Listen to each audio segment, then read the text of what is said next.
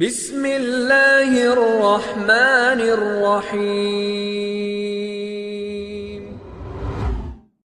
ایک لمحے کو سوچیں، ایک طرف تو یہ جدید دنیا ہے، سائنس ہے، جو ہمیں بتاتی ہے کہ ہمارا وجود بس ایک کائناتی حادثہ ہے، ہم ایک بے مقصد کائنات میں بس تیر رہے ہیں۔ لیکن پھر دوسری طرف ہم سب کے اندر کہیں نہ کہیں ایک گہری آواز آتی ہے کہ نہیں، ہماری زندگی کا کوئی مطلب ہے، ہمیں کسی خاص مقصد کے لیے بنایا گیا ہے۔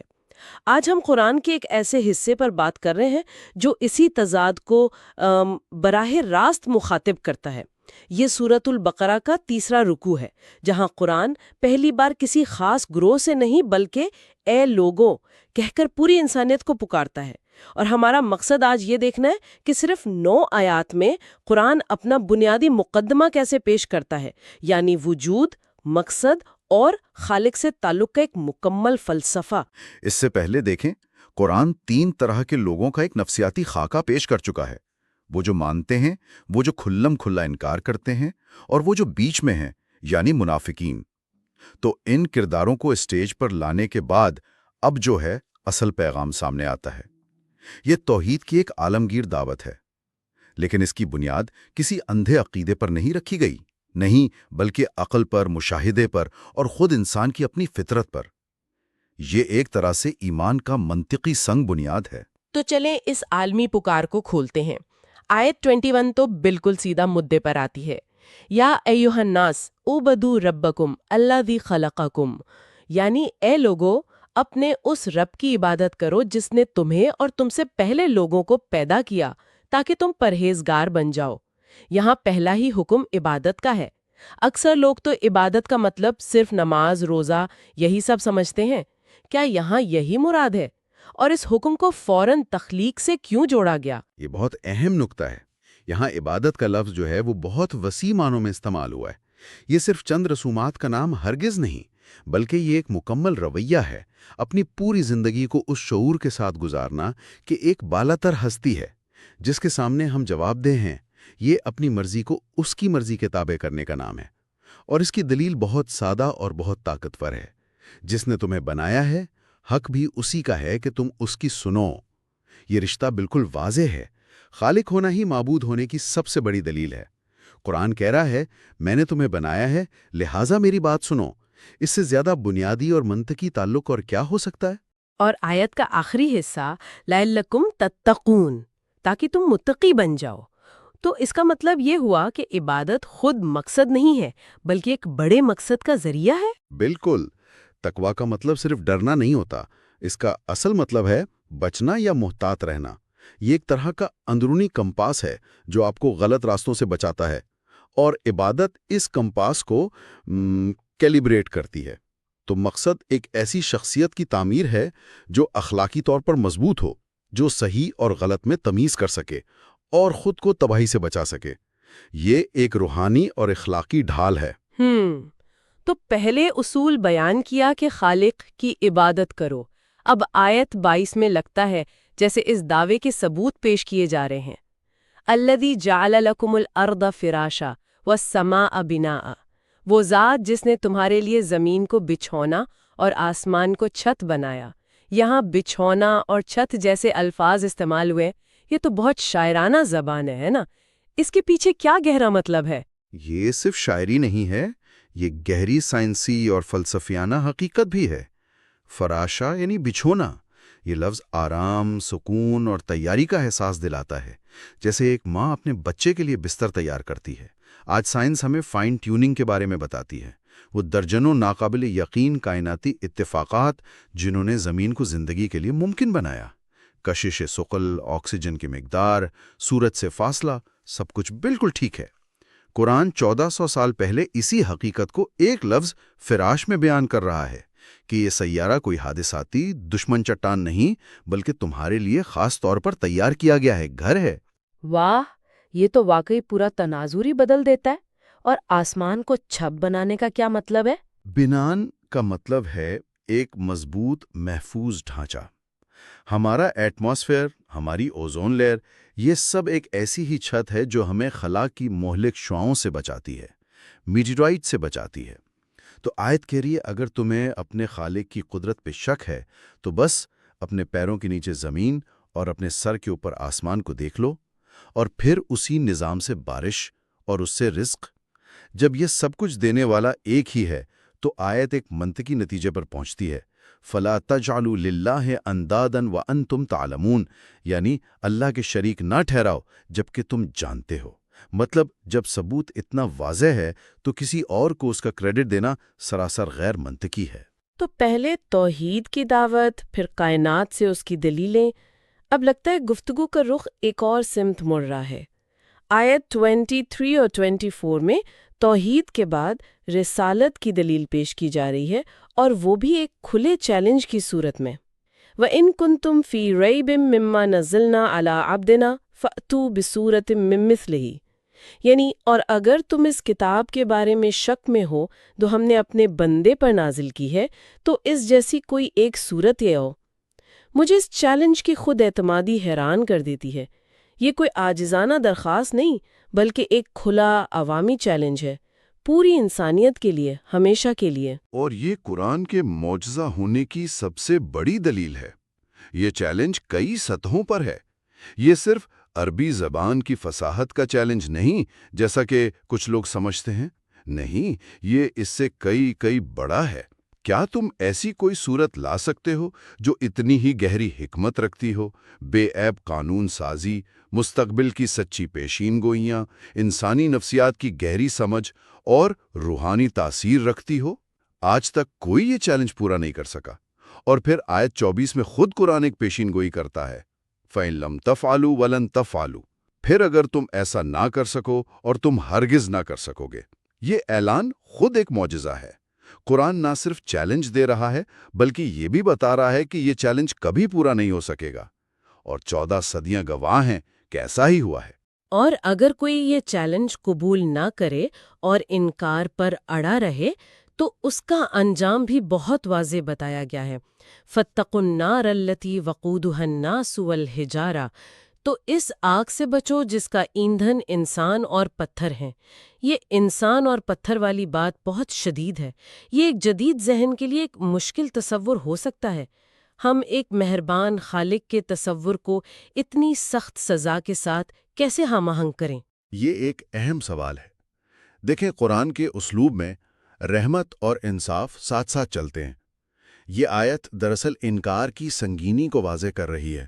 یہ ایسا نہیں ہے کہ خدا لوگوں کو سزا دینا چاہتا ہے، بلکہ یہ ایک انتباہ ہے، ایک وارننگ ہے کہ حق کو جان بوجھ کر جھٹلانے کے نتائج بہت ہولناک ہیں۔ پتھر کا ذکر آگ کی شدت کو بتانے کے لیے ہے۔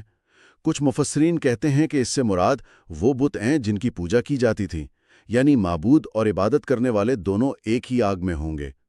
کچھ کہتے ہیں کہ یہ گندک جیسے شدید جلنے والے پتھر ہیں۔ مقصد یہ بتانا ہے کہ یہ کوئی معمولی آگ نہیں ہوگی۔ یہ منطقی دلیل کے بعد ایک جذباتی انتباہ ہے، جیسے ایک باپ اپنے بچے کو کھائی کے کنارے جانے سے روکنے کے لیے سخت لہجہ اختیار کرتا ہے۔ اس سخت انتباہ کے فوراً بعد آیت 25 میں لہجہ 180 ڈگری پر بدل جاتا ہے۔ اب ان لوگوں کے لیے خوشخبری ہے جو مان لیتے ہیں۔ وَبَشِّرِ الَّذِينَ آمَنُوا وَعَمِلُوا الصَّالِحَاتِ أَنَّ لَهُمْ جَنَّاتٍ، اور ان لوگوں کو خوشخبری دے دیجئے جو ایمان لائے اور نیک عمل کیے کہ ان کے لیے ایسے باغات ہیں۔ قرآن میں یہ خوف اور امید کا توازن بار بار نظر آتا ہے۔ جی، اور یہ انسانی نفسیات کے عین مطابق ہے۔ صرف خوف انسان کو مایوس کر سکتا ہے اور صرف امید اسے لاپرواہ بنا سکتی ہے۔ یہاں نجات کے لیے 2 لازمی شرائط ہیں: ایمان یعنی صحیح نظریہ، اور عمل صالح یعنی اس نظریے کے مطابق صحیح عمل۔ دونوں لازم و ملزوم ہیں۔ پھر جنت کی نعمتوں کا ذکر ہے۔ ایک دلچسپ بات یہ ہے کہ جنت کے پھلوں کے بارے میں کہا گیا وَأُتُوا بِهِ مُتَشَابِهًا، یعنی وہ دیکھنے میں دنیا کے پھلوں جیسے ہوں گے۔ اس میں حکمت یہ ہے کہ انسان کو اجنبیت نہ ہو، وہ انہیں پہچان سکے، لیکن جب وہ انہیں چکھے گا تو لذت بالکل نئی اور بے مثال ہوگی۔ اور سب سے بڑی نعمت وَهُمْ فِيهَا خَالِدُونَ ہے، وہاں ہمیشہ رہنا ہے۔ ہر خوشی جس پر زوال کا سایہ پڑ جائے ادھوری رہتی ہے۔ جنت کی خوشی دائمی ہے، اور یہی اس کی اصل خوبصورتی ہے۔ صحیح۔ اب اگلی آیات ایک بہت ہی دلچسپ نفسیاتی نقطے کی طرف آتی ہیں۔ آیت 26 میں ایک اعتراض کا جواب دیا گیا ہے جو شاید اس وقت کے لوگ کرتے ہوں گے۔ ان اللہ لا یستحیی ان یضرب مثلا ما بعوضۃ فما فوقها۔ بے شک اللہ اس بات سے نہیں شرماتا کہ وہ مچھر یا اس سے بھی بڑھ کر کسی چیز کی مثال بیان کرے۔ یہ ایک عجیب آیت لگتی ہے۔ اللہ کی کتاب میں مچھر اور مکھی جیسی مثالیں کیوں؟ یہ آیت دراصل فکری تکبر پر ایک چوٹ ہے۔ مخالفین شاید کہتے ہوں گے کہ یہ کیسی الہامی کتاب ہے جس میں اتنی معمولی چیزوں کا ذکر ہے۔ اللہ جواب دے رہا ہے کہ حکمت سکھانے کے لیے مثال کی جسامت نہیں بلکہ اس کے اندر کا سبق اہم ہے۔ ایک مچھر کی تخلیق خود ایک معجزہ ہے۔ اس کے پروں کی ساخت، خون چوسنے کا نظام، یہ سب ایک عظیم ڈیزائنر کی نشانیاں ہیں۔ تو اصل مسئلہ مثال کا نہیں بلکہ اسے دیکھنے والی آنکھ کا ہے۔ آگے فرمایا گیا کہ اسی ایک مثال سے مومن ہدایت پاتے ہیں کیونکہ وہ اسے حق سمجھتے ہیں، اور کافر گمراہ ہوتے ہیں کیونکہ وہ تکبر میں اسے رد کر دیتے ہیں۔ پھر آیت کہتی ہے وما یضل بہ الا الفاسقین، اللہ اس سے صرف فاسقوں کو گمراہ کرتا ہے۔ یہ بات تھوڑی پریشان کن لگ سکتی ہے۔ کیا اس کا مطلب یہ ہے کہ اللہ خود لوگوں کو گمراہ کرتا ہے، یا یہاں کوئی گہری نفسیاتی حقیقت بیان ہو رہی ہے؟ یہ ایک بہت اہم نقطہ ہے۔ یہاں مراد یہ نہیں کہ اللہ زبردستی کسی کو گمراہ کرتا ہے۔ فاسق وہ شخص ہے جو جان بوجھ کر حد سے نکل جاتا ہے، جو پہلے ہی حق سے منہ موڑ چکا ہے۔ تو یہ آیت ایک نفسیاتی اصول بیان کر رہی ہے۔ جب کوئی شخص سچائی کو قبول نہ کرنے کا فیصلہ کر لیتا ہے تو پھر ہر دلیل، ہر نشانی اس کے انکار کو مزید پختہ کرتی ہے۔ اس کی ضد اسے اور گمراہ کرتی ہے۔ یہ ایک قدرتی نتیجہ ہے، نہ کہ کوئی جبری عمل۔ تو پھر یہ فاسق لوگ ہیں کون؟ آیت 27 ان کی 3 بنیادی خصوصیات بتاتی ہے، اور یہ بہت گہری ہیں۔ جی، اور یہ ایک تدریجی زوال کی کہانی ہے۔ اس کو ایسے سمجھے جیسے آپ ایک سویٹر کا ایک دھاگا کھینچتے ہیں۔ پہلی خرابی ہے ینقضون عہد اللہ، وہ اللہ سے کیا ہوا عہد توڑتے ہیں۔ یہ وہ بنیادی فطری عہد ہے جو ہر انسان کی روح نے کیا ہے، اور وہ عہد جو انبیاء کے ذریعے یاد دلایا گیا۔ یہ پہلا دھاگا ہے۔ جب خالق سے رشتہ ٹوٹتا ہے تو دوسرا دھاگا کھینچتا ہے۔ وَيَقْطَعُونَ مَا أَمَرَ اللَّهُ بِهِ أَن يُوصَلَ، وہ ان رشتوں کو کاٹتے ہیں جنہیں اللہ نے جوڑنے کا حکم دیا ہے، خاص طور پر خونی رشتے اور انسانی تعلقات۔ خالق سے بغاوت مخلوق سے لا تعلقی پر ختم ہوتی ہے۔ اور جب یہ دونوں رشتے ٹوٹ جائیں تو پھر آخری نتیجہ کیا ہوتا ہے؟ آخری نتیجہ ہے وَيُفْسِدُونَ فِي الْأَرْضِ، وہ زمین میں فساد پھیلاتے ہیں۔ جب کسی شخص کا اندرونی اخلاقی کمپاس ٹوٹ جائے اور اس کے سماجی رشتے بکھر جائیں تو اس کے اعمال سے معاشرے میں بگاڑ ہی پیدا ہوگا۔ یہ روحانی زوال کا منطقی انجام ہے، اور اسی لیے قرآن انہیں اولئک ھم الخاسرون کہتا ہے۔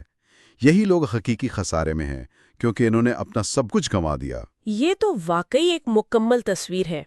اب رکوع کے آخر میں آیت 28 اور 29 میں قرآن دوبارہ پوری انسانیت کی طرف لوٹتا ہے اور ایک ایسا سوال پوچھتا ہے جو ہر دہریے اور ہر شک کرنے والے کے دل پر دستک دیتا ہے۔ کیف تکفرون باللہ وکنتم امواتا فاحیاکم، تم اللہ کا انکار کیسے کرتے ہو حالانکہ تم بے جان تھے تو اس نے تمہیں زندگی بخشی۔ یہ دلیل اتنی ذاتی اور اتنی بنیادی ہے کہ اس کا جواب دینا مشکل ہے۔ یہ ناقابل تردید دلیل ہے۔ قرآن ہر انسان کو اس کے اپنے وجود کی کہانی یاد دلا رہا ہے۔ تم کچھ بھی نہیں تھے، تم مردہ تھے، یعنی عدم میں تھے، پھر اس نے تمہیں زندگی دی، یہ پہلا معجزہ ہے۔ پھر وہ تمہیں موت دے گا، یہ روزمرہ کا مشاہدہ ہے۔ پھر وہ تمہیں دوبارہ زندہ کرے گا قیامت کے دن، اور آخر میں تم اسی کی طرف لوٹائے جاؤ گے۔ دلیل یہ ہے کہ جو ذات تمہیں پہلی بار عدم سے وجود میں لا سکتی ہے، اس کے لیے تمہیں دوسری بار زندگی دینا کیسے مشکل ہو سکتا ہے؟ جس نے پہلا زیادہ مشکل کام کر دیا، وہ دوسرا آسان کام کیوں نہیں کر سکتا؟ یہ دوبارہ زندہ ہونے پر ایک انتہائی طاقتور عقلی دلیل ہے۔ یہ آیت 29 اس پوری بحث کو سمیٹ دیتی ہے۔ هو الذی خلق لکم ما فی الارض جمیعا، وہی ہے جس نے تمہارے لیے وہ سب کچھ پیدا کیا جو زمین میں ہے۔ جی، یہ آیت پوری گفتگو کو اس کے عروج پر پہنچا دیتی ہے۔ یہ انسان کو کائنات میں اس کا مقام یاد دلاتی ہے۔ یہ سب کچھ، زمین، آسمان، نعمتیں، تمہارے لیے بنایا گیا ہے۔ یہ انسان کے شرف اور اس کی مرکزی حیثیت کا اعلان ہے۔ پھر 7 آسمانوں کی تخلیق کا ذکر اللہ کی لامحدود قدرت کو ظاہر کرتا ہے، اور رکوع کا اختتام اس آیت پر ہوتا ہے وَهُوَ بِكُلِّ شَيْءٍ علیم، اور وہ ہر چیز کا علم رکھنے والا ہے۔ جس ذات نے یہ سب بنایا، جو سب کچھ جانتی ہے، اور جس نے یہ سب تمہارے لیے بنایا، صرف وہی اس لائق ہے کہ اس کی عبادت کی جائے، اس کے احکامات مانے جائیں اور اسی کو اپنی زندگی کا مرکز بنایا جائے۔ تو اگر ہم اس پوری گفتگو کو سمیٹیں تو اس رکوع سے چند بڑے اسباق ملتے ہیں۔ پہلا تو یہ کہ عبادت صرف رسومات کا نام نہیں، بلکہ اپنے خالق کی نعمتوں پر شکر گزاری کا ایک عملی اور شعوری رویہ ہے۔ دوسرا، ایمان کی بنیاد اندھی تقلید پر نہیں، بلکہ کائنات اور خود اپنے وجود پر غور و فکر پر ہے۔ قرآن ہمیں سوچنے کی دعوت دیتا ہے۔ بالکل۔ تیسرا اہم سبق یہ ہے کہ اللہ اور انسانوں سے کیے گئے وعدوں اور رشتوں کی پاسداری دین کی روح ہے۔ انہیں توڑنا دراصل خود کو تباہ کرنے کے مترادف ہے۔